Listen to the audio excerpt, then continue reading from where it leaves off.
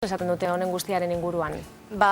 Maritxurekin egon garagu, bera psikologoa da, eta honen inguruan hitz egin digu, baita ere, krisi garaian lehen komentatzen genuen bezala, bera egin zuen dibortzio kopuruak horrek ez du esan nahi, erlazioak hobegoak zirenik, noski, baizik eta etxe bizitza bat azkenean konpartitzen baduzu, nolabait ere mantentzen saiatu ziren, egoera zegoen bezala ikusita, ezinezkoa zelako etxea saldu, eta beste bat bakoitzak berea erostea, ez?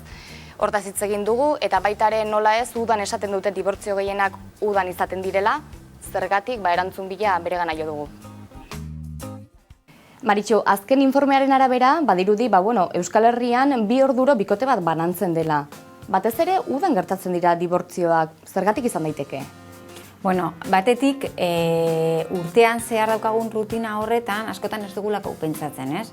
Sartzen gara inertzia horretan, eta orduan, bikotearen funtzionamendua gutxi gora bera, badoa, ez?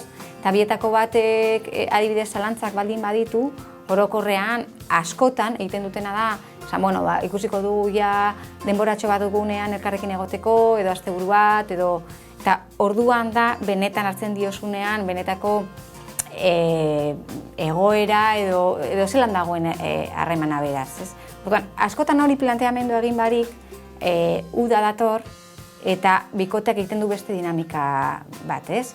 Eta hor, batean, ez da egite, edo sentitzen dute distantzia handia dagoela, edo egunero liskarrean, eta hor ja planteatu egin behar da, serioski zer gertatzen ari den, ez? Pixka bat, fikziozkoa da, esan nahi dut, bikoteak funtzionatu behar du egunero. Eta nik planteatzen dudan moduan nire lanean, psikoterapia munduan, planteatu behar duzuna da, hemen eta orain balio dizun daukasun harreman hori. Gustora zauden hemen eta orain.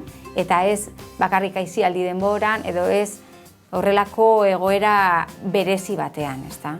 Krisi garaian badirudi dibortzio kopurua jeitsi egin zela, nahiz eta orain berriro igo den, batez ere akaso etxe bizitza saldu ezinik zeuden bikote asko zeudelako eta nolabait ere elkar bizitza hori saiatu zirelako mantentzen, ez? Horrek nola eragin dezake psikologikoki? Azken azuk nahi duzuna banantzea da, ez? Egia da, egondala jende agian ezin izan duena urten etxetik eta beste bat alokatu edo ez du izan infrastruktura sozial bat hori kudeatzeko. Eta horretan zelan eragin dezaken, kriston frustrazioak, harremana bera, okerrera egitea,